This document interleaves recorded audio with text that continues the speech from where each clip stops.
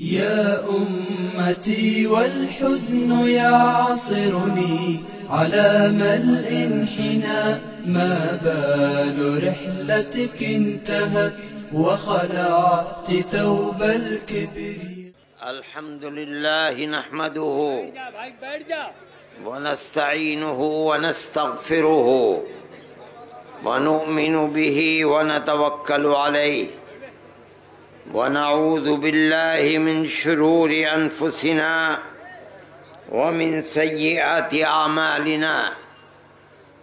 من يهده الله فلا مضل له ومن يضلله فلا هادي له، ونشهد أن لا إله إلا الله وحده لا شريك له، ونشهد أن سيدنا ومولانا محمدا عبده ورسوله. اما بعد، صدر محترم، علماء کرام،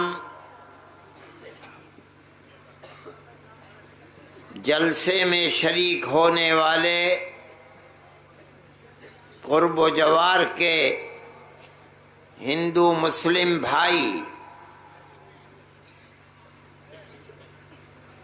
آپ نے جمعیت علماء جونپور کی طرف سے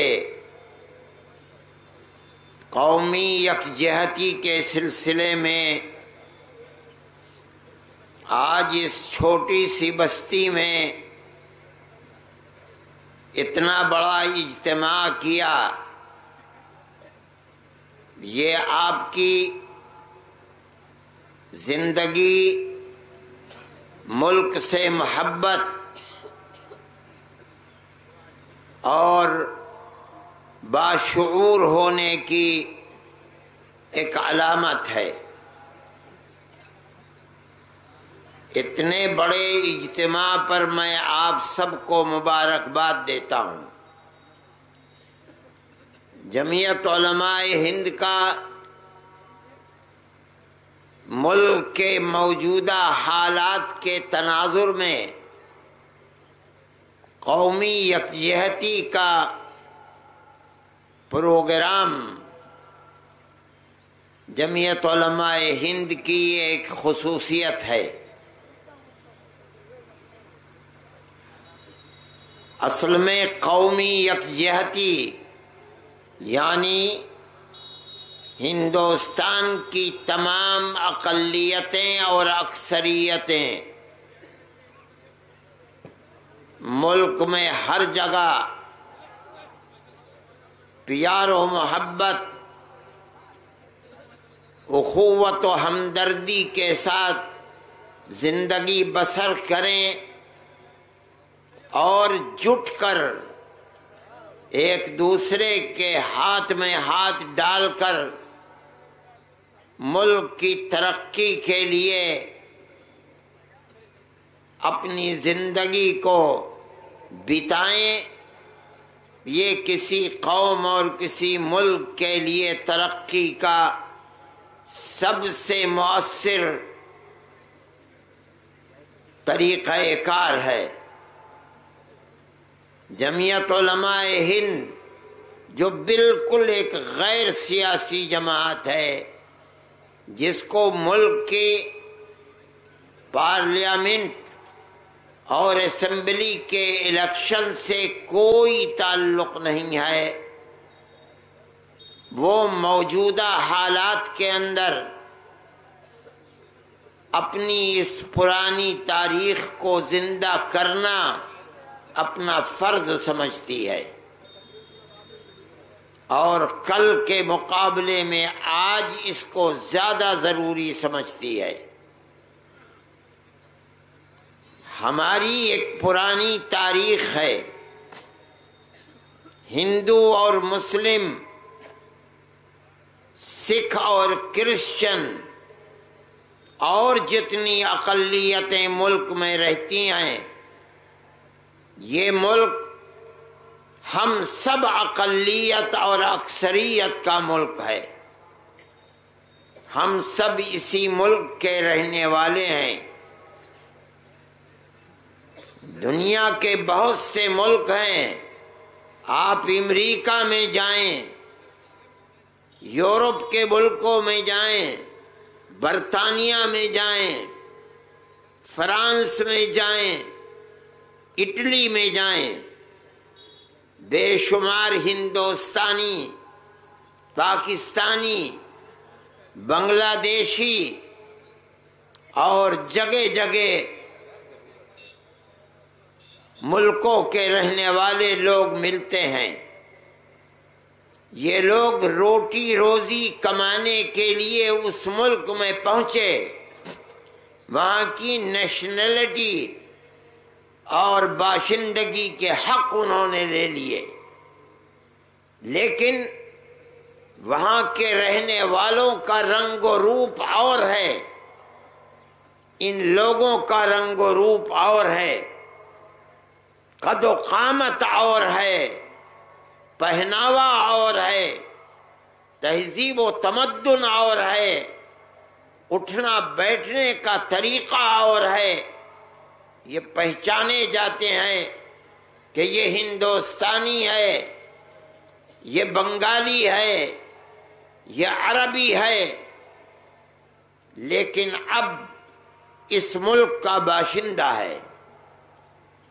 لیکن ہمارے اس ملک کی یہ وشیشتا اور خصوصیت ہے کہ اس ملک کے اندر چاہے ہندو ہو، چاہے کرسچن ہو، چاہے مسلمان ہو، چاہے سکھ ہو، ہر اقلیت اسی ملک کی ہمیشہ سے رہنے والی ہے۔ ہماری زبان ایک ہے، تہذیب و تمدن ایک ہے، ہماری شکل و صورت ایک ہے، صرف اگر فرق ہے کہیں مذہب کا فرق ہے، کہیں زبان کا فرق ہے۔ اس کا مطلب ہے کہ اکثریت کے ماں باپ اور اقلیتوں کے ماں باپ ایک ہی ہیں۔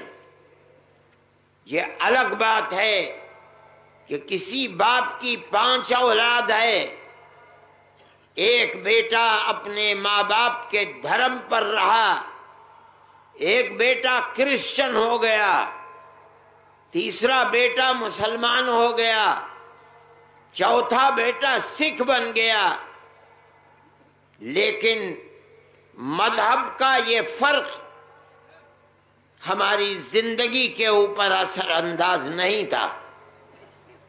ہم سب ایک گاؤں میں، دیہات میں، شہر میں مذہب کے اختلاف کے باوجود بھائی بھائی کی طرح رہتے تھے، اور ہماری یہ تاریخ 100-200 سال کی نہیں، بلکہ یہ ہماری تاریخ ہزاروں سال پرانی تاریخ ہے۔ کوئی انتر اور کوئی بھید نہیں تھا۔ ہماری طبیعت، ہمارے ماحول، ہمارے واتاورن میں، ہماری قوم میں اتنی لچک تھی کہ اختلاف کو، مذہبی اور دھارمک اختلاف کو اپنی نجی زندگی میں، بھائی چارے میں کسی طرح کا اثر انداز نہیں سمجھتے تھے۔ ایک دوسرے کے دکھ سکھ میں شریک رہتا تھا، اس لیے کہ ہمارے ماں باپ ایک ہی تھے، اور یہ اس طرح سے اثر انداز تھا کہ ٹھاکر اگر ہندو ہے تو ٹھاکر مسلمان بھی ہے، راجپوت اگر ہندو ہے تو راجپوت مسلمان اور کرسچن بھی ملے گا، اگر لالا ہندو ہے لالا مسلمان بھی ملے گا، پٹیل اگر ہندو ہے تو پٹیل مسلمان بھی ملے گا، تیاگی اگر ہندو ہے تو تیاگی مسلمان، کرسچن اور سکھ بھی ملے گا۔ ہر قوم نے کسی مذہب کو، جس نے جس مذہب کو اچھا سمجھا اس مذہب کو اختیار کر لیا، لیکن ہمارا آپس میں مذہب کی بنیاد پر کوئی جنگ و جدال نہیں تھا۔ یہ ہماری پرانی تاریخ تھی اور ہزاروں سال پرانی تاریخ تھی۔ آج بھی بے شمار دیہات ہیں جہاں لوگ جانتے ہیں کہ ہمارا فلانا پردادا تھا جس کے 2 بیٹے تھے، ایک بیٹا مسلمان ہو گیا، اس کی اولاد ہم ہیں، دوسرا بیٹا ہندو رہا، اس کی اولاد یہ ہیں۔ ان کا کنبہ ایک ہے، ان کے بڑے ایک تھے، ان کی زبان ایک ہے، ان کا پہناوا ایک ہے، ان کا تہذیب و تمدن ایک ہے، کوئی اختلاف نہیں تھا۔ جب وقت آتا تھا اپنی عبادت کا تو مسلمان اپنی مسجد میں جاتا تھا، ہندو مندر میں جاتا تھا، کرسچن گرجا گھر میں جاتا تھا، سکھ گرودوارے میں جاتا تھا، آپس میں کوئی انتر اور اختلاف نہیں تھا۔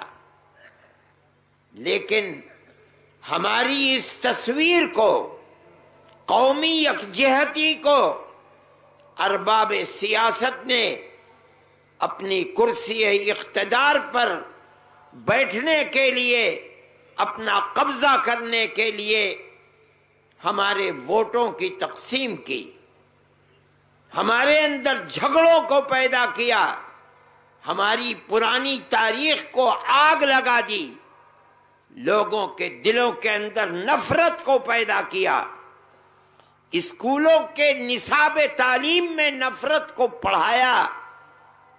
کل کے بچے آج جوان ہو کر ایک دوسرے کے خون کے پیاسے ہیں، نفرت سے دیکھتے ہیں، خوف کے ماحول کو پیدا کرتے ہیں، جینے کا حق نہیں دیتے۔ یہ آج کی سیاست ہے۔ ہمارے اندر کوئی سیاسی جراثیم نہیں ہے۔ ہم نہ اقتدار کی کرسی تک پہنچنا چاہتے ہیں، نہ ہمارے دل کے اندر کوئی جذبہ ہے۔ ہم یہ سمجھتے ہیں کہ اگر ہم اپنی اس پرانی تاریخ پر واپس پلٹ کر نہیں جائیں گے، پیار و محبت کے دیوں کو نہیں جلائیں گے، تو ہم اپنے اس ملک میں امن و امان کو قائم نہیں رکھ سکتے۔ اس لیے کہ یہ ملک اقلیتوں کا ملک ہے، یہاں اتنی اقلیتیں ہیں، اتنی اقلیتیں ہیں کہ اگر وہ سب متحد ہو جائیں تو جو لوگ اپنے آپ کو اکثریت کہتے ہیں وہ اقلیت میں آ جائیں گی۔ پھر اتنی تعداد کے لوگوں کو یہ سمجھنا کہ ان کے دل و دماغ کو بدل دیا جائے، ان کے جینے کے حق کو چھین لیا جائے، پیار و محبت کی تاریخ کو آگ لگا دیا جائے، اس کی جگہ نفرت کے بیج کو بو دیا جائے، ہو سکتا ہے کہ آج اقتدار کی کرسی کے لیے اس آگ کو سینے سے لگا دیا جائے، لیکن آنے والے دلوں کے اندر یہ آگ ہماری قومی خصوصیت کو آگ لگا دے گی، ملک کا امن و امان ختم ہوگا اور ملک ایک مرتبہ ٹکڑے ہو چکا ہے فرقہ پرستی کی بنیاد پر، پھر ٹکڑے ٹکڑے ہوگا۔ ہمیں اپنے ملک سے محبت ہے، ہم نے اس ملک کی آزادی کے لیے ایک ساتھ ہو کر قربانیاں دی ہیں، چاہے قصہ خوانی بازار پشاور ہو یا جلیانوالہ باغ امرتسر ہو، بلیا ہو، مدناپور ہو، یا سن 1857 میں دلی ہو، سنبل ہو، مراد آباد ہو، ہر جگہ خون دینے کے اندر ملک کی آزادی کے لیے مسلم اور ہندو کی اور کرسچن اور سکھ کی تفریق نہیں تھی۔ اگر نہیں تھی تو آج ملک کی آزادی کے بعد یہ تفریق کیوں ہے؟ ہم یہ سمجھتے ہیں کہ ملک کو جس رخ پر لے کر چل رہے ہیں وہ رخ ملک کی آبادی کا نہیں ہے بلکہ ملک کی بربادی کا ہے۔ قومی یکجہتی کی ضرورت کل بھی تھی، لیکن جس طرح یہ ناگ اور یہ دیو آج سر چڑھ کر بول رہا ہے، کل یہ صورت نہیں تھی۔ ہم مذہبی اعتبار سے اختلاف کے باوجود ایک طرح سے امن و امان کے ماحول میں زندہ تھے، لیکن آج اس حکومت کے اندر جو پالیسی اٹھی ہے وہ پالیسی گھر واپسی کی پالیسی کبھی ہوتی ہے، کبھی اس کو لو جہاد کا نعرہ دیا جاتا ہے، کبھی مسلمان اور کرسچن کو کہا جاتا ہے کہ ووٹ کا حق ان سے لے لو، کبھی آدمی کھڑے ہو کر خم ٹھوک کر کہتا ہے کہ گاندھی انگریزوں کا پٹھو تھا، ہم نے اس کو قتل کیا ہے اور آج بھی ہم قتل کے بازار کو گرم کریں گے۔ دنیا دیکھتی ہے، میں یہ سمجھتا ہوں اور میں اس پر اپنی قوم کو مبارکباد دیتا ہوں کہ ہندو اکثریت فرقہ پرست نہیں ہے، ملک میں امن و امان کو چاہتی ہے، پیار و محبت سے ملک کے اندر رہنا اور دوسروں کو رکھنا چاہتی ہے، اور یہ اس کی دلیل ہے کہ لو جہاد کا نعرہ اٹھا لیکن اخبارات نے لیا، میڈیا نے اچھالا، 10-15 دن گزرے اور آج کوئی نام بھی نہیں جانتا لو جہاد ہے کیا چیز۔ اگر ملک کی اکثریت اس نعرے کو اٹھا لیتی اور اس کو لے کر بڑھتی تو ملک میں کب کی آگ لگ چکی ہوتی، لیکن اکثریت نے یہ سمجھا کہ یہ دیوانوں کی بڑھ ہے، چھوڑ دو، آگ لگانا چاہتے ہیں خود بجھ جائے گی۔ آگ لگانے والوں کا کے لیے خیبت و خسران ہوا اور آگ بجھ گئی۔ ایک آواز اٹھی گھر واپسی کی، ساری دنیا نے سنی کہ گھر واپسی کس چیز کا نام ہے۔ ایسا لگتا تھا کہ جو لوگ دعویٰ کر رہے ہیں کہ 20 کروڑ مسلمان اور 5 کروڑ کرسچن ان کو اپنے مذہب سے بیگانہ کر کے ہم ہندو بنائیں گے، انہوں نے اپنی ماں کا دودھ پیا تھا، کسی اور نے نہیں پیا تھا، ایسا لگتا تھا۔ لیکن میں اس بات پر اکثریت میں اکثریت کو مبارکباد دیتا ہوں کہ لوگوں نے یہ سمجھا کہ یہ دیوانے ہیں، پاگل ہیں، کسی نے ساتھ نہیں دیا۔ 10-15 دن گزرے اور آج کوئی نام بھی نہیں لیتا کیا تھا۔ ہر وہ تحریک جو اس دور حکومت کے اندر اٹھی، اکثریت نے اسے ریجیکٹ کر دیا، اسے قبول نہیں کیا۔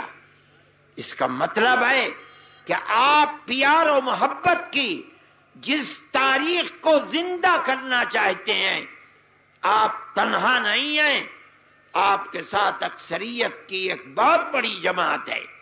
وہ یہ چاہتی ہے کہ ملک امن و امان کے ساتھ زندہ رہے، ملک کے اندر بھائی چارگی ہو، ملک کے اندر نفرت نہ ہو۔ یہ وہ چیز ہے جو اس اندھیرے کے اندر ہمیں روشنی نظر آتی ہے۔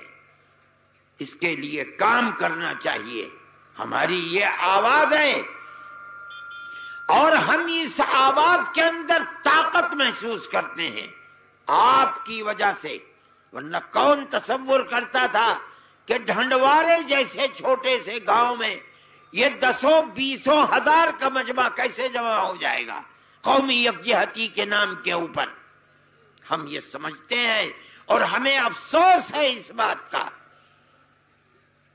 کہ قومی حکومت جو دستور کے اعتبار سے الیکشن میں کامیاب ہو کر اقتدار کی کرسی پر بیٹھی ہے، اس نے کبھی ان چیزوں کا، ان کو دبانے کے لیے اس طرح کے نعرے جو اٹھ رہے ہیں ان کے مقابلے میں آ کر کھڑے ہونے کی کوشش نہیں کی۔ ہم اس بات کو برابر کہتے رہے، ہم دیکھتے رہے کہ حکومت کا کردار کیا ہے۔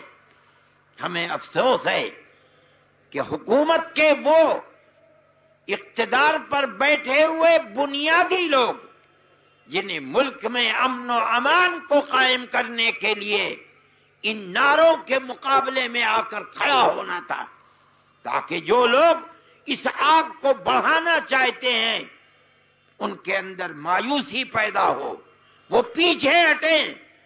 حکومت کی طرف سے کوئی بات نہیں ہوئی، عوام نے قبول نہیں کیا، خدا کی رحمت ہے، لیکن ارباب اقتدار نے کسی کے گردن تک ہاتھ پہنچایا ہو یا قانون کے شکنجے میں کسا ہو، یہ افسوس ہے کہ ایسی بات نہیں ہوئی۔ ہاں، اس کے برخلاف چیزیں سامنے آنے لگی۔ آج جس مسئلے کی طرف آپ نے تجویز کو سنایا ہے، چاہے وہ تعدد ازدواج ہو یا مسئلہ طلاق ہو، یہ در حقیقت کوئی سمجھے نہ سمجھے، کوئی کہے نہ کہے، میں یہ سمجھتا ہوں کہ وہی آواز جو 2 سال پہلے اٹھی تھی، گھر واپسی کا پروگرام، آج حکومت کا قدم اسی کی طرف بڑھ رہا ہے۔ اس کا مطلب ہے کہ آپ مسلمان کے پرسنل لا کے اندر، اس کی شریعت کے اندر، اس کے مذہبی قانون کے اندر گورنمنٹ، حکومت کی کرسی پر بیٹھ کر کے آپ اس میں دخل دینا چاہتے ہیں۔ یہ ہمارا مذہبی تشخص ہے، مذہبی نشانی ہے، جس نشانی کے ساتھ ہم اپنے اس ملک کے اندر 100-200 سال سے نہیں بلکہ 1300 سال سے زندگی گزار رہے ہیں۔ اسلام کی زندگی 1400 سال کی ہے۔ تاریخ یہ بتاتی ہے کہ پہلی صدی کے آخر تک خشکی کے راستے سے اسلام سندھ میں پہنچا ہے، اور پانی کے راستے سے گھوم کر لوگ کشتیوں میں اسلام کو لے کر کیرل کے اندر پہنچے ہیں۔ چند افراد تھے وہ، لیکن ان کی زندگی پاکیزہ تھی، ان کا رہن سہن بہت بہترین تھا، ان کے معاملات لین اور دین ایمان اور امانت کے ساتھ تھا۔ ہمارے باپ دادا نے انہیں دیکھا، پرکھا، اور یہ سمجھے کہ جو مذہب انہیں اس پاکیزہ زندگی گزارنے کی طرف لے کر چل رہا ہے وہ مذہب بہت بہترین مذہب ہے، انہوں نے اس مذہب کو اپنا لیا۔ مسلم پرسنل لا کوئی 100-200 سال کی چیز نہیں ہے۔ اس ملک کے اندر 1300 سال سے مسلمان مرد اور عورت اسی پرسنل لا کے اوپر چل رہے ہیں۔ کوئی تو جھگڑا نہیں ہے، کسی سے کوئی داد فریاد نہیں ہے، کوئی کسی سے بھیک نہیں مانگتا۔ مسلمان اپنے پرسنل لا پر چلتا ہے، ہندو اپنے پرسنل لا پر چلتا ہے، کرسچن اپنے پرسنل لا پر چلتا ہے، سکھ اپنے پرسنل لا پر چلتا ہے۔ آپ یہ کہنا چاہتے ہیں کہ ہم اقلیت کو اپنے مذہبی تشخص پر آزاد نہیں رہنے دیں گے، اقلیت کو اپنے مذہبی راستے پر اس طرح چلنا ہوگا جس طرح ہم اکثریت چلانا چاہیں گے. اسی کا نام تو ہے کہ آپ پرسنل لا کے اندر دخل دیتے ہیں. ملک کا دستور سیکولر دستور ہے. اس سیکولر دستور کو ہم نے بنوایا ہے، لوگ نہیں جانتے. جیسے جیسے آزادی قریب آتی جاتی تھی، جمعیت علماء ہند، اس کے صدر مفتی کفایت اللہ صاحب، مولانا مدنی، مولانا ابوالکلام آزاد، مولانا حفظ الرحمان سوہاروی، برابر کانگریس، موتی لال نہرو، گاندھی جی، ان سے عہد و پیمان لیتے چلتے تھے. ہمیں بتاؤ ملک آزاد ہوگا تو دستور سیکولر دستور ہوگا یا ہندوستان ہندو اسٹیٹ بنے گا؟ اگر سیکولر دستور بنتا ہے ہم تمہارے ساتھ ہیں، ورنہ ہم تمہارے ساتھ نہیں رہیں گے. سن 46 کی قراردادوں کو دیکھیے، سن 30 کی، سن 37 کی. جمعیت علماء ہند برابر ان سے آزادی کی جنگ میں 10 قدم آگے ہے، اور ان سے پوچھتی ہے بتاؤ ملک کی آزادی کے بعد دستور کیا رہے گا.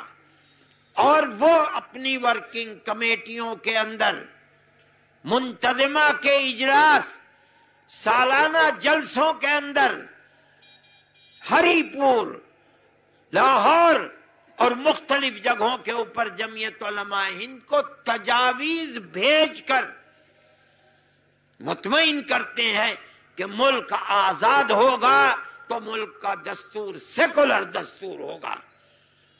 اقلیتوں کی زبان، ان کی مسجدیں، ان کے امام باڑے، ان کے قبرستان، ان کا مذہب، ان کا کلچر، ہر چیز محفوظ ہوگی نام بنام. مجھ سے انٹرویو ابھی لیا تھا، میں نے اس کا انٹرویو اور وہ پڑھ کر سنایا تھا جو ان کی تجاویز ہیں جمعیت علماء کے سوال پر. آپ لوگوں نے سنی ہوں گی. برابر جمعیت علماء ان سے عہد و پیمان لیتی چل رہی ہے، اور وہ عہد و پیمان کر رہے ہیں ملک کا دستور سیکولر دستور ہوگا، ہندو اسٹیٹ نہیں بنے گا. اب آپ دیکھیے کہ ملک آزاد ہوا. بدقسمتی ہے کہ ملک آزاد بھی ہوا، ملک تقسیم بھی ہو گیا. تقسیم ہوا تو اب ملک کے اندر ایک طاقت اٹھی، اور اس نے یہ کہا کہ مسلمان نے ملک مذہب کے نام پر تقسیم کرا لیا. اب ہندوستان کا دستور سیکولر دستور نہیں، ہندوستان اب ہندو اسٹیٹ ہوگا. صرف جمعیت علماء کا دم خم تھا، ہم گاندھی جی کو پکڑ کر بیٹھ گئے، موتی لال جواہر لال نہرو کو پکڑ کر بیٹھے، گوبند بلبھ پنت کو پکڑ کر بیٹھے. ہم نے کہا ہم سے جو وعدہ کیا تھا اس وعدے کو پورا کرو. اگر ملک تقسیم ہوا تو اس کی تقسیم پر تم نے دستخط کیے، ہم نے دستخط نہیں کیے. اگر جرم کیا ہے تم نے جرم کیا ہے، ہم نے جرم نہیں کیا. ہم نے تو ملک کی تقسیم کو کبھی گوارا نہیں کیا. مسلمانوں نے ہماری ٹوپی اچھالی، ہماری پگڑیاں اپنے پیروں کے اندر روندی، لیکن ہم اپنے موقف اور اسٹینڈ سے 1 انچ پیچھے نہیں ہٹے. تم کیوں ہٹے؟ جرم تم نے کیا ہے، ہمارا جرم نہیں ہے. ہم سے جو وعدے کیے تھے ان وعدوں کو پورا کرو. مسلمان کے اندر طاقت تھی، اس لیے کہ ملک کی آزادی کے لیے ہماری قربانی 145 سال کی قربانی تھی. کانگریس کی قربانی تو صرف 70-80 سال کی تھی. 1803 میں جب انگریز نے دلی میں یہ کہا تھا کہ آج خلق خدا کی ہے، حکومت بادشاہ سلامت کی ہے، ملک بادشاہ سلامت کا ہے، لیکن آج سے حکم ایسٹ انڈیا کمپنی کا چلے گا، 1803 میں، تب اس وقت کے سب سے بڑے عالم دین شاہ عبدالعزیز صاحب محدث دہلوی رحمت اللہ علیہ نے اعلان کیا تھا کہ آج ہمارا ملک غلام ہو گیا، اس ملک کو آزاد کرانے کے لیے ہر مسلمان پر جہاد فرض ہے۔ آج تک تو کانگریس کا کہیں وجود بھی نہیں تھا، کانگریس 1803 کا یہ اعلان ہے، کانگریس کا وجود سن 83 میں پڑا اور 85 میں بمبئی میں اس کا سب سے پہلا جلسہ ہوا ہے، 80 سال کے بعد کانگریس کا وجود ہوا۔ مسلمانوں نے اس سے پہلے ایک جہاد کیا 1831 میں، شاہ عبدالعزیز صاحب نے یہ اعلان کر تو دیا لیکن انگریز نے انہیں زہر دے دیا، ان کے جسم میں سفید داغ پڑ گئے، ان کی ساری جائیداد قرقی کر لی، انہیں دلی سے جلا وطن کر دیا، لیکن وہ مرد مومن ایسا پہاڑ تھا جس کے ارادے کے اندر ایک رائی کے برابر کہیں کوئی پیچھے ہٹنا نہیں ہے۔ اس نے اپنی زندگی کے اندر، وہ بڑھاپا تھا ان کا، 2 جوانوں کو اپنے خاندان اور اپنے شاگردوں کے اندر تیار کیا، یہ دونوں امام بنائے، سید احمد شہید رائے بریلوی اور شاہ اسماعیل شہید دہلوی، ان دونوں نے پورے ملک کا دورہ کیا۔ غازی پور کے بارے میں آتا ہے کہ وہاں ایک تھے دولت مند آدمی، ان کے یہ دونوں حضرات بیعت لیتے تھے جہاد پر آزادی وطن کے لیے۔ وہاں ایک صاحب تھے جنہوں نے چندہ دیا، اس زمانے میں چاندی کا 1 لاکھ روپیہ آزادی وطن کے لیے، آج کے کروڑوں روپیے کے برابر ہے، اور انہوں نے اپنے ایک بیٹے کو دیا اور یہ کہا کہ مولانا میں یہ لڑکا جہاد کے لیے دے رہا ہوں آزادی وطن کے، اور میری یہ تمنا ہے کہ جس طرح حضرت ابراہیم نے اپنے بیٹے اسماعیل کی گردن پر چھری چلائی تھی، میرے اس جوان بیٹے کی گردن پر بھی چھری چلے اور یہ اپنے ملک کی آزادی کے لیے قربان ہو جائے۔ جن لوگوں کے نام تاریخ میں آتے ہیں، سید احمد شہید کی جو بالا کوٹ کے میدان میں شہید ہوئے، ان میں ان کا یہ بیٹا بھی شہید ہونے والوں میں ہے۔ یہ مسلمان کی تاریخ تھی۔ ہمارا یہ مطالبہ تھا کہ ہم نے قربانی ملک کے لیے دی ہے، اس لیے نہیں کہ ملک ہندو اسٹیٹ بنے گا، ملک کا دستور سیکولر دستور بناؤ۔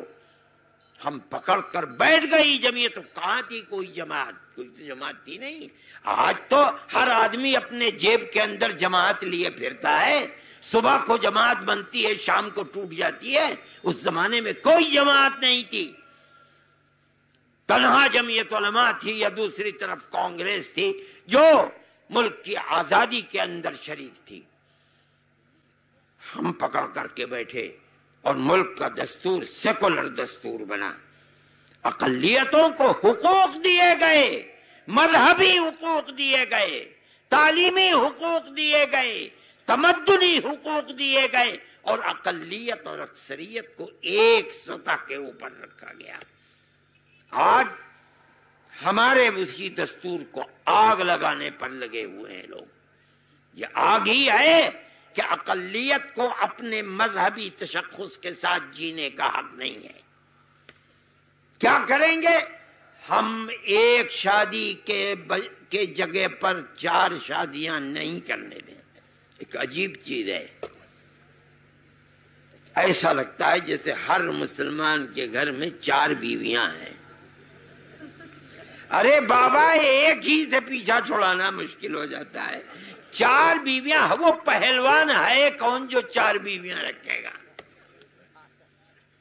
اتنے آدمی بیٹھے ہو بھائی، اگر کسی کی 4 بیویاں ہو ہاتھ اٹھا دے، میں دیکھوں وہ پہلوان ایسا ہوا ہے، لگتا ہے جیسے ہر مسلمان 4 بیویاں رکھتا ہے اور 40 بچے پیدا کرتا ہے۔ میں یہ سمجھتا ہوں ایسے بھائی میری ایک بیوی سے 10 بچے ہیں، میں سمجھتا ہوں اگر 4 بیویاں ہوں گی تو 40 تو ہوں گے کم سے کم۔ وہ ہے کون مائی کا لال اتنے بڑے مجمع میں ہاتھ اٹھا دے کہ اس کی 4 بیویاں ہیں؟ پروپگنڈا ہے، پروپگنڈا ہے، پروپگنڈا ہے۔ کہاں ہے بیوی؟ میں کہتا ہوں اسلام کے اندر بیوی کو، عورت کو جو حق دیا گیا ہے، میں کہتا ہوں کسی مذہب کے اندر مذہب نے وہ حق نہیں دیا ہوگا۔ میں آپ کو کچھ سناتا ہوں، آپ دیکھیے، کوئی نکاح ایک عورت سے کسی کا ہو نہیں سکتا جب تک عورت خود اجازت نہ دے دے کہ ہاں میں اس مرد سے نکاح کرنے کے لیے تیار ہوں۔ نہیں ہو سکتا نکاح بغیر عورت کی اجازت کے۔ اسلام میں نکاح نہیں ہوگا، وہ اجازت دے گی تو نکاح ہوگا، اور مرد اگر نکاح کرے گا تو اس کو کھانا پینا، اوڑھنا پہننا، رکھنے کے لیے مکان دینا، رہنا، یہ مرد پر واجب ہے، لازم ہے۔ شریعت اور اسلام کہتا ہے اگر کسی کو یقین ہے کہ وہ ایک عورت کے حقوق ادا نہیں کر سکتا، ایک عورت سے شادی کرنا بھی اس کے لیے حرام ہے، جائز نہیں ہے۔ یہ اسلام ہے۔ پھر جب عورت تیار ہو جائے گی نکاح کے لیے تو آپ نے دیکھا ہوگا قاضی کی عدالت میں ایک وکیل ہوتا ہے۔ آپ نے کبھی نہیں سوچا یہ وکیل اس عورت کا وکیل ہے، یہ جاتا ہے، جا کر اس سے اجازت لیتا ہے، وہ اپنے وکیل کو گویا کہ بھیج رہی ہے مجلس میں نکاح کے۔ پھر قاضی پوچھتا ہے آپ وکیل ہیں؟ کہا۔ اس سے پوچھتا ہے اجازت لے لی؟ وہ کہتا ہے اجازت لے لی۔ تو پوچھتا ہے قاضی گواہ لاؤ 2، وہ 2 گواہ دیتا ہے، یہ کہتے ہیں ہمارے سامنے عورت نے اجازت دی ہے۔ اب قاضی نکاح پڑھاتا ہے اور مرد سے پوچھتا ہے کہ تو نے اس عورت سے نکاح قبول کر لیا؟ جہاں اس نے کہا قبول کر لیا، اسی وقت سے اس مرد پر اس عورت کا کھانا پینا، رہنا سہنا، اوڑھنا پہننا، اسی وقت سے اس پر واجب اور لازم ہو گیا۔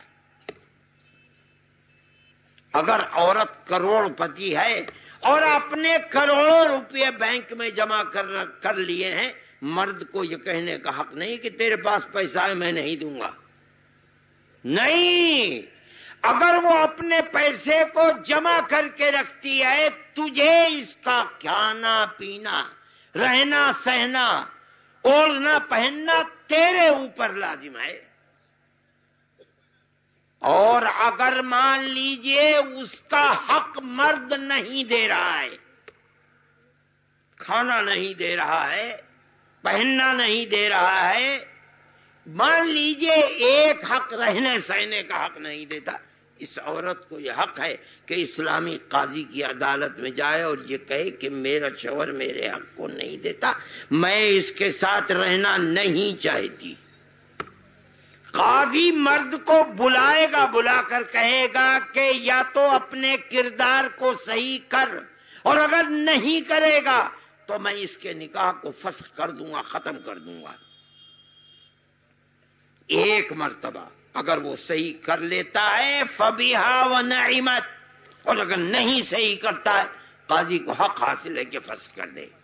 ہندوستان کے اندر چونکہ علم کو جاننے والے جج نہیں ہیں جو عدالتوں میں بیٹھتے ہیں، اسلامی علوم سے واقف نہیں ہے، جمعیت علماء ہند نے 80 سال پہلے امارت شرعیہ کا نظام بہار میں بنایا تھا، جو قاضیوں کو متعین کرتی ہے، محکمہ شرعیہ بناتی ہے۔ پھر حضرت فدائے ملت رحمت اللہ علیہ نے دوبارہ اس کو پورے ہندوستان کے لیے بنایا، اور اب سینکڑوں جگہ محکمہ شرعیہ ہیں جہاں مسائل آتے ہیں، اور ان اسلامی قانون کے اعتبار سے اگر ضرورت پڑتی ہے فسخ نکاح کیا جاتا ہے۔ عورت کو یہ ایسی چیز نہیں ہے کہ جیسے بکری اور گائے اور بیل بندھا ہوا ہے بیچ کر رسی کھول کر کے دوسرے کے ہاتھ میں دے دو، نہیں ہو سکتا۔ جہاں مرد نے کہا قبول ہے اسی وقت اس کے اوپر عورت کو کھانا پینا رہنا سہنا اوڑھنا پہننا لازم آ گیا۔ میں نے ایک صاحب سے قصہ سنا ہے اعظم گڑھ کا، کہ کوئی مجذوب تھے، جہاں نکاح کی مجلس ہوتی تھی وہاں جایا کرتے تھے ضرور، اور جہاں قاضی نے نکاح کیا اور مرد نے کہا قبول ہے بھاگتے تھے، پھنسا پھنسا پھنسا۔ ارے بابا، ایک عورت کے حق کو ادا کرنا پہاڑ بنا ہوا، چار کے حق کو ادا کرے گا کون؟ پھر اسلام نے اگر اجازت دی ہے 4 کی، ایک کے بعد دوسرے کی، دوسرے کے بعد تیسرے کی، تیسرے کے بعد یہ مجبوریاں ہیں۔ اگر کسی کی اولاد نہیں ہے ایک بیوی سے، مجبور ہے دوسری شادی کرے گا۔ مان لیجئے عورت بیمار ہے، علاج کرتے کرتے پریشان ہو گیا، اولاد نہیں ہے، دوسری کی اجازت ہے، دوسری سے نہیں ہوتی تیسری کی اجازت ہے۔ ایک صاحب تھے موسیٰ خان بنگلور میں، بے پڑھا لکھا جاہل آدمی، دولت مند تھا، ایک شادی کی اولاد نہیں ہوئی، دوسری شادی کی اولاد نہیں ہوئی، تیسری شادی کی اولاد نہیں ہوئی، بے پڑھا لکھا تھا، چوتھی جو تیسری کی بہن تھی اسی کو بیوی بنا کر کے رکھ لیا۔ تقدیر کی بات تھی، حضرت رحمت اللہ علیہ، حضرت مدنی نور اللہ مرقدہ بنگلور گئے، کوئی صاحب کسی طرح پکڑ کے حضرت کی مجلس میں دیکھا، صورت دیکھی، گرویدہ ہو گیا، حضرت کے ہاتھ پر بیعت ہوا اور تنہائی میں بیٹھ کر کہا کہ حضرت میری یہ پریشانی ہے، میری کوئی اولاد نہیں ہوئی، میں نے دوسری شادی کی، دوسری کے بعد تیسری کی، اور تیسری کے بعد چوتھی میرے گھر میں بہن ہے۔ حضرت نے فرمایا ایک کو چھوڑ دو، بڑی کو چھوڑ دیا اس نے، اور کہا کہ حضرت میرے لیے دعا کر دیجیے اولاد مجھے۔ اللہ نے دعا کو سن لیا، بس پھر تو ایسا تھا کہ ایک کو ہسپتال میں داخل کرتا تھا، دوسری کو لاتا تھا، تو تیسری کو لایا تو تیسری، 22 اولاد ہوئی، اور اب سب زندہ ہے ابھی تک۔ یہ انسان کی مجبوری ہے، شریعت نے اجازت دی، ورنہ بغیر مجبوری کے 4 بیویوں کے حق کو پورا اور ادا کون کرے گا؟ میں تو اتنے بڑے مجمع سے پوچھ رہا ہوں، ہزاروں آدمی، کون ہے پہلوان جو ہے کہ میری 4 بیویاں؟ لیکن پروپیگنڈا ایسا ہے، ایسا معلوم ہوتا ہے جیسے ہر مسلمان 4 ہی شادی کرتا ہے۔ طلاق کا مسئلہ ہے، دیکھو میرے بھائی، طلاق ایک حق ہے جو شریعت نے مرد کو طلاق کا حق دیا ہے،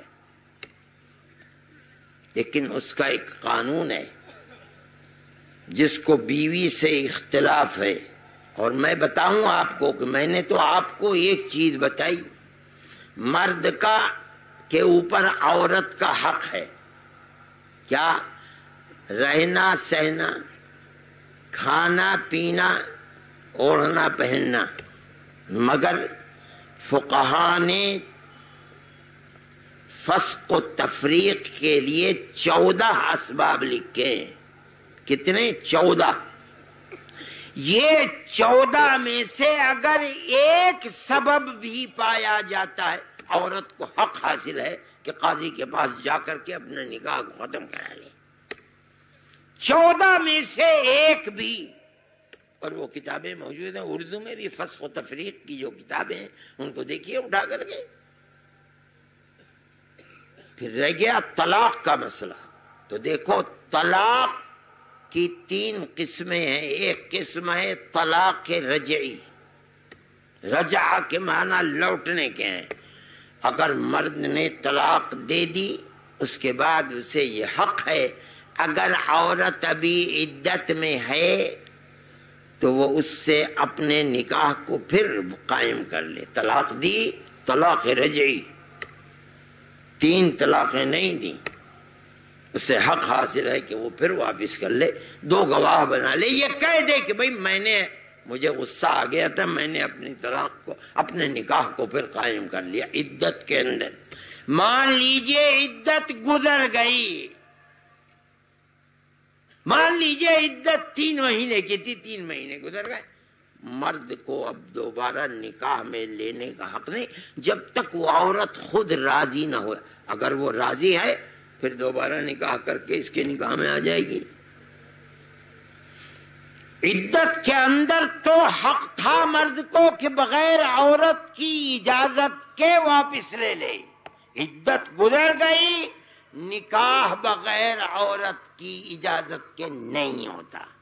وہ اجازت دونوں تیار ہو جائیں، کوئی حرج نہیں، پھر دوبارہ نکاح کر لے۔ اب دوسرا، اگر طلاق بائن دے دی تو مرد کا حق عدت کے اندر بھی نہیں رہتا۔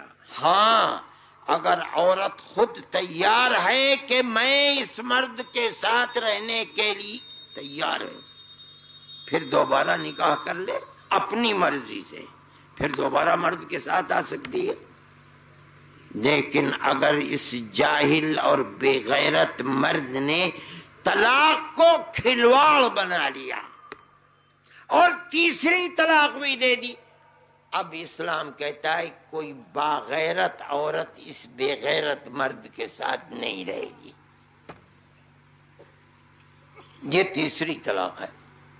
رہ گیا یہ کہ اس عورت کو حق ہے جس مرد سے چاہے نکاح کرے، یہ مرد آزاد ہے، جس عورت سے چاہے نکاح کرے اگر عورت راضی ہے، مگر یہ عورت جس کو وہ بار بار 3 طلاقیں دے چکا ہے، یہ اس کی بے غیرتی ہے کہ اسلام نے جو سہولت دی تھی اس کو، اس نے اس سہولت کو پامال کر دیا۔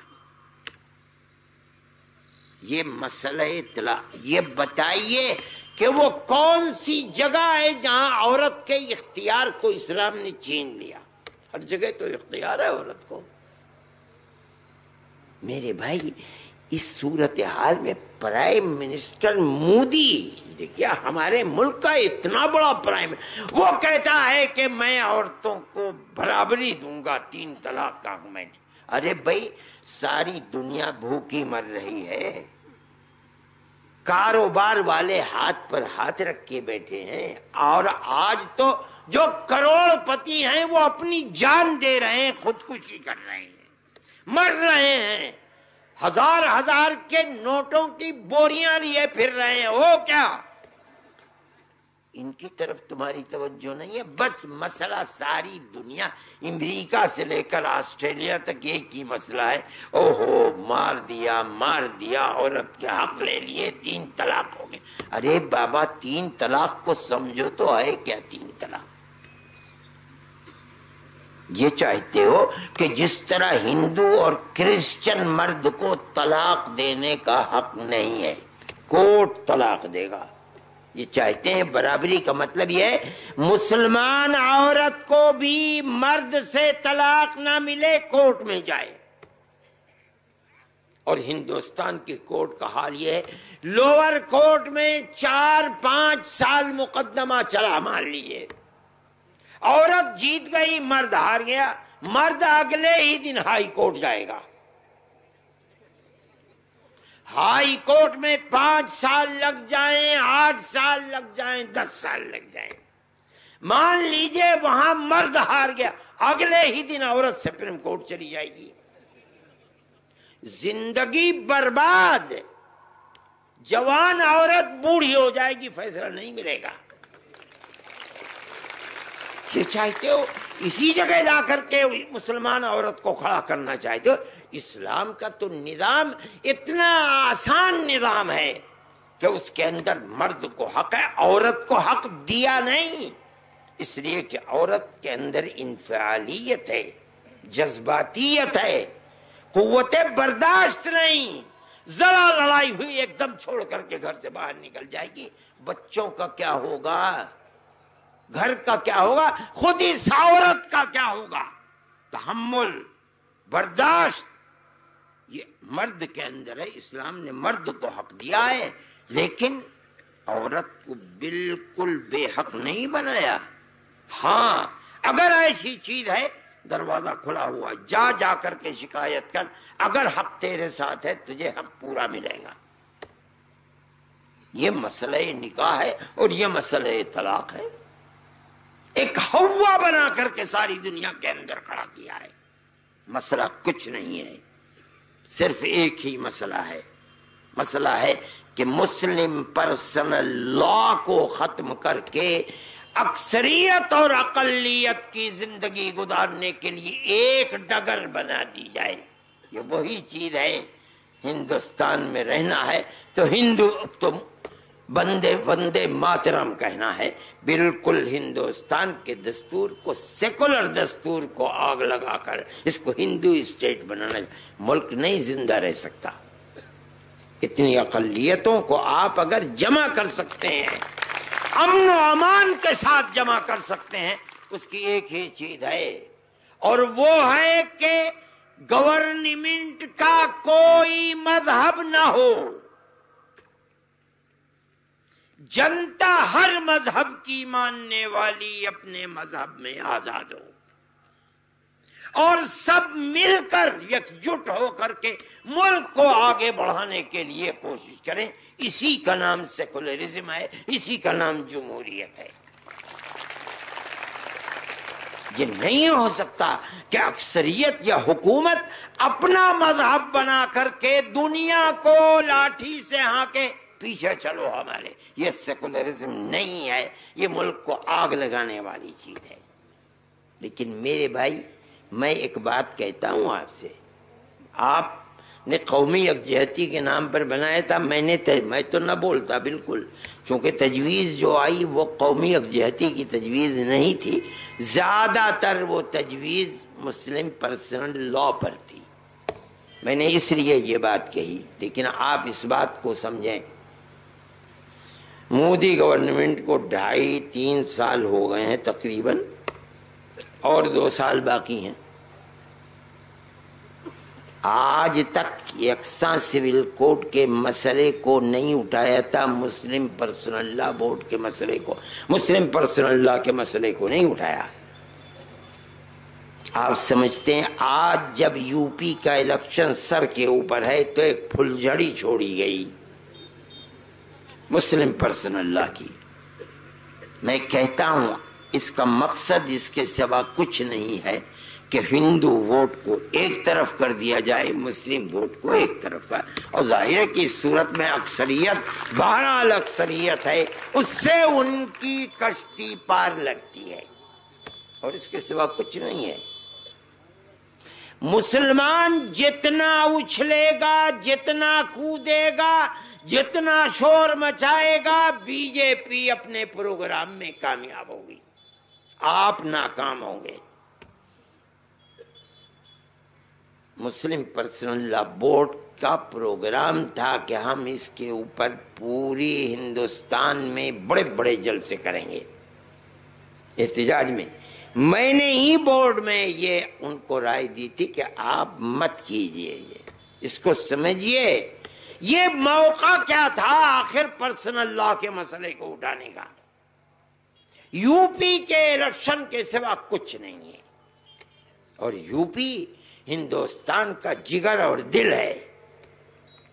اتنا بڑا صوبہ ہے، اتنی بڑی اکثریت ہے، یہاں اس کی اہمیت دلی سے زیادہ ہے، اس لیے وہ اس کے اوپر قبضہ کرنے کے لیے بہت سوچ سمجھ کر کبھی بابری مسجد کے مسئلے کو اٹھا دیتے ہیں۔ اب انہوں نے دیکھا کہ اس میں کوئی جان زیادہ نہیں آ رہی، انہوں نے مسلم پرسنل لاء کے مسئلے کو اٹھا دیا۔ پرسنل لاء کے مسئلے کی کوئی بات، گورنمنٹ اگر چاہتی ہے کہ پرسنل لاء کے سلسلے میں واقعی اسے تشویش ہے اور وہ ایک کرنا چاہتی ہے تو دیکھو لا کمیشن کو، پرسنل لا تو ہمارا ہے، مسلمانوں کا ہے، انہیں مسلمانوں سے رائے لینی چاہیے تھی کہ مسلمان یہ بتائیں کہ وہ اپنے پرانے پرسنل لا پر رہنا چاہتے ہیں یا پرسنل لا میں ترمیم چاہ کر یکساں سول کوڈ کی طرف چل رہے ہیں۔ مسلمان آپ کو رائے دے گا، لیکن آپ کی نیت خراب تھی، آپ نے ایسا نہیں کیا۔ آپ نے، مسئلہ تو ہے مسلم لا کا، آپ نے رائے مانگی ہے سارے ہندوستان سے، بھائی بتاؤ، تم بتاؤ کہ نکاح 4 کیے جائیں نہ کی جائے اور طلاق کے مسئلے میں کیا رائے ہے۔ آپ سارے ہندوستان سے پوچھیں، سارا ہندوستان کیا جانے مسئلے کو۔ بھائی فیصلہ عدالت کے اندر ہوتا ہے تو جو اس مسئلے سے ٹچ ہوتے ہیں ان کو بلایا جاتا ہے، ان کی رائے لی جاتی ہے، ان سے گواہی لی جاتی ہے، ان کے خلاف فیصلہ ہوتا ہے یا ان کے موافق فیصلہ ہوتا ہے۔ جن کو ٹچ نہیں ہے مسئلے سے آپ ان سے رائے کیوں لے رہے ہیں؟ آپ سمجھتے اس کا مطلب یہ ہے، اگر مان لیجئے 18 کروڑ مسلمان ہیں، آپ نے آج پیدا ہونے والے بچے سے بھی مان لیجئے دستخط کرا دیے، انگوٹھا لگوا دیا، 18 ہی کروڑ تو دستخط ہوں گے۔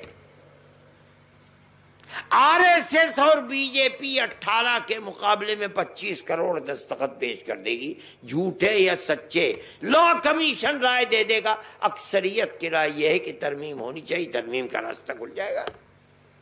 آپ ہم سے پوچھئے، ہمارا دعویٰ ہے کہ 99% مسلمان مرد اور عورتیں یہی گئے، ہم اسلام اپنے پرسنل لا پر جینا چاہتے ہیں، مرنا چاہتے ہیں۔ ہم سے پوچھئے، ہم بتائیں گے۔ میرے بھائی، حکومت کی نظریں بدلی ہوئی ہیں، ہمیں شکوہ ہے دنیا کے اندر امن و امان تھا، آگ کیوں لگاتے ہو؟ دنیا میں تو کسی کی حکومت ہمیشہ نہیں رہتی۔ ارے بھائی کل تک جن کی حکومت امریکہ میں تھی آج ختم ہو گئی۔ پارٹیاں تو آتی رہتی ہیں جاتی رہتی ہیں، لیکن ایسے خطوط، ایسے راستے چھوڑ کر جاؤ کہ دنیا یہ کہے کہ بھئی فلانے نے یہ کیا تھا، یہ کیا تھا، ایک اچھا کام کیا تھا، یہ اچھا، یہ کیوں کہہ کے جاتے ہو، کر کے جاتے ہو کہ ہر مسلمان کھڑے ہو کر جا کہ بی جے پی نے ہمارے مذہبی تشخص کو ختم کرنے کے لیے راستہ نکالا تھا۔ ہم یہ کہتے ہیں اور ہمیں یہ حق ہے کہنے کا، مذہب ہمارا ہے، پرسنل لا ہمارا ہے، آپ کو اس میں دخل دینے کا حق نہیں۔ آپ ہم سے رائے لیجئے، ہم آپ کو رائے دیں گے۔ یہ بات چل رہی تھی ابھی جمعرات کے دن، ہندوستان کے ایک بہت بڑے وکیل، ان کا میرے پاس ہے کہ بھئی میں تم سے بات کرنا چاہتا ہوں، اس لیے کہ لا کمیشن نے مجھے بلایا ہے اور مجھے ان کے ساتھ بات کرنی ہے، تو بیٹھ کر کے ہم مسئلے کو سمجھے۔ میں 5 بجے ان کے گھر گیا اور بیٹھ کر ہم نے تقریباً پون گھنٹہ بات چیت کی، مسئلے کو میں نے سمجھایا۔ میں نے یہ کہی یہ بات کہ مسئلہ یہ نہیں ہے، ہم یہ سمجھ رہے ہیں کہ گورنمنٹ حالیہ مسلمان کے مذہب اور اس کمیونٹی کے خلاف ہے، اور ہم گورنمنٹ کے عمل سے یہ فیصلہ کر رہے ہیں۔ میں نے بتایا یہ ہوا، یہ ہوا، یہ ہوا، یہ ہوا۔ گورنمنٹ کبھی نہیں بولی، کبھی کسی کے منہ کو بند نہیں کیا، کبھی یہ نہیں کہا کہ آپس میں تفریق کہ اسباب کو اگر کوئی کھڑا کرے گا تو گورنمنٹ کا قانون اس کے خلاف کام کرے گا. نہیں ہوا. آج گورنمنٹ بولی تو 3 طلاق کے مسئلے کے اوپر پرائم منسٹر بولے کہ بڑا ظلم ہو رہا ہے. جیسے ہر آدمی طلاق نکاح کر کے اپنی بیوی کو 3 طلاق ہی دیتا ہے. کسی کے گھر میں کوئی بیوی ہے ہی نہیں. ایسا ایک ہوا ہے. جیسے یہ ہے کہ ہر مسلمان 4 شادی کرتا ہے، اسی طرح یہ بھی ہوا ہے. طلاق 3 عین حال ایسا لگتا ہے جیسے ہر مسلمان اپنی بیوی کو 3 طلاق ہی دیتا ہے. کسی کے گھر میں کوئی بیوی نہیں ہے. میں نے کہا کہ اگر یہ بات ایسی ہے تو وہ ہم سے پوچھیں، ہم اس کے لیے تیار ہیں جواب دینے کے لیے. ہم بتائیں گے کہ ہم کیا چاہتے ہیں. ہندوستان میں کم از کم 10 کروڑ مسلمان عورتیں تو ہوں گے. اور بھائی مسلمان گورنمنٹ کہتی ہے 18 کروڑ، ہم کہتے ہیں کہ 25-30 کروڑ ہیں. آپ 18 ہی کروڑ مانیے. ارے بھائی آدھے، میں کہتا ہوں آدھے نہیں، آپ 1/3 تو لیجئے. 6 کروڑ تو مسلمان عورتیں ہوں گی. یہ 6 کروڑ عورتیں یہ بتائیں گی کہ ہم پر ظلم ہو رہا ہے شوہروں کی طرف سے یا نہیں. آپ ہم سے پوچھئے، ہم اس کا جواب دیں گے. ہم سے نہ پوچھ کر آپ 150 کروڑ لوگوں سے پوچھتے ہیں ملک کا کہ بتاؤ کہ مسلم پرسنل لا میں ترمیم کی جائے نہ کی جائے. ہمیں تو یہ منظور نہیں ہے. مسئلہ ہمارا ہے، پوچھتے ہو دوسروں سے. یہی وہ چیز ہے جو خطرات کو پیدا کرتی ہے. نیت تمہاری خراب ہے. وہ گئے اگلے دن اور صرف لا کمیشن کے چیئرمین سے نہیں، وہ مجھ سے کہنے لگے کہ سارے جتنے بھی ان کے سیکریٹری تھے 10-12 بڑے بڑے، سب کے سب جمع ہوئے، بیٹھ کر بات کی. انہوں نے اسی خط کے اوپر ان سے گفتگو کی کہ مسئلہ یہ نہیں ہے. مسئلہ یہ ہے کہ مسلمان یہ سمجھتا ہے کہ موجودہ گورنمنٹ مسلمان کے خلاف ہے. گورنمنٹ نے جو حلف نامہ پیش کیا اس سے مہر لگا دی گورنمنٹ نے. آپ کو کوئی قدم ایسا نہ اٹھانا چاہیے کہ جس سے مسلمان کا یہ خیال اور مضبوط ہو. اور وہ مضبوط ہو رہا ہے. لیکن آپ 6 کروڑ عورتوں کا اور 12 کروڑ مردوں کا مسئلہ ہے، آپ اسے چھوڑ کر کے 150 کروڑ آدمیوں سے کیوں سوال کر رہے ہیں؟ آپ مسلمانوں سے پوچھئے. اور وہ بات ایسی ہوئی کہ ان کی سمجھ میں آئی اور کچھ خطوط متعین کیے گئے ہیں. خدا کرے ان خطوط کے اوپر گاڑی چلے اور اس مسئلے کے جو غبار اٹھ رہا ہے، جو طوفان اٹھ رہا ہے، اللہ اس طوفان کو صحیح سمت کے اندر بیٹھال دے. میرے بھائی یہ ایک مسئلہ ہے. میں نے جو باتیں کہی ہیں آپ اس کو سمجھیں. اور میں آخر میں ایک بات کہتا ہوں اس لیے کہ وقت 12:30، میں تو صبح سے لے کر کے اس وقت تک بس چل ہی رہا ہوں سفر کے اندر. اور بنارس سے لے کر کے یہاں تک کا سفر تو بڑا کٹھن سفر تھا، اس لیے کہ راستہ بہت ٹوٹا پھوٹا ہے. اس لیے وقت بہت ہو چکا ہے. میں آخر میں جمعیت علماء کا پیغام کیا ہے میں اس کی طرف متوجہ کرتا ہوں. اور میں یہ کہتا ہوں اکثریت کے افراد سے بھی اور اقلیت کے افراد سے بھی کہ میرے بھائی، جمعیت علماء کبھی بھی تنہا مسلمان کے لیے کام نہیں کرتی. ہم جن مسلمان بچوں کی جو جیلوں کے اندر بند ہیں، ہم جماعت ہماری ہی کام کر رہی ہے. اب تک ہم 13 بچے وہ جن کو پھانسی ہو چکی تھی لوور کورٹ سے، ہم نے ان کو ہائی کورٹ اور سپریم کورٹ کے اندر پھانسی سے باعزت بری. ان میں 5 ہندو ہیں، باقی مسلمان ہیں. ہم جن لوگوں کے مقدمات آسام میں لڑ رہے ہیں ڈی ووٹر لسٹ کے سلسلے میں، ان میں سینکڑوں ہندو ہیں اور سینکڑوں مسلمان بھی ہیں. اس لیے جمعیت علماء کبھی بھی ہندو اور مسلم کے درمیان میں تفریق نہیں کرتی. جمعیت علماء کا یہ پیغام ہے کہ آپ جہاں رہیں بھائی چارگی کو فروغ دیں، ترقی دیں. آپ دکان پر رہیں تب ہندوؤں کے ساتھ دوستی کا ہاتھ بڑھائیں. آپ اپنے کھیت میں رہیں تب، گاؤں میں رہیں تب، شہر میں رہیں تب، ہر جگہ انسانیت کے رشتے کو مضبوط کریں.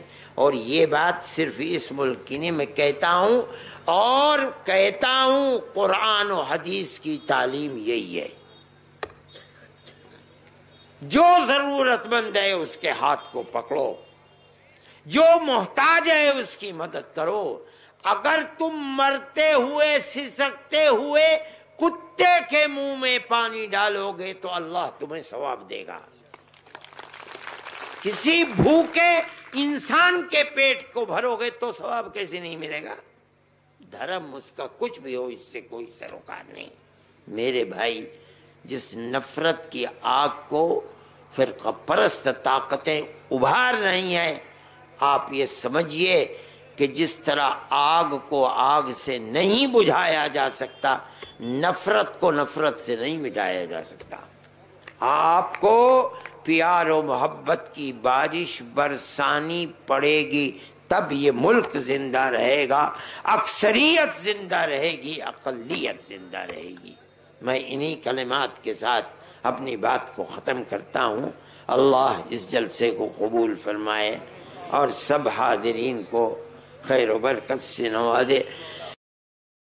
الحمد للہ، الحمد للہ، الحمد للہ، الحمد للہ.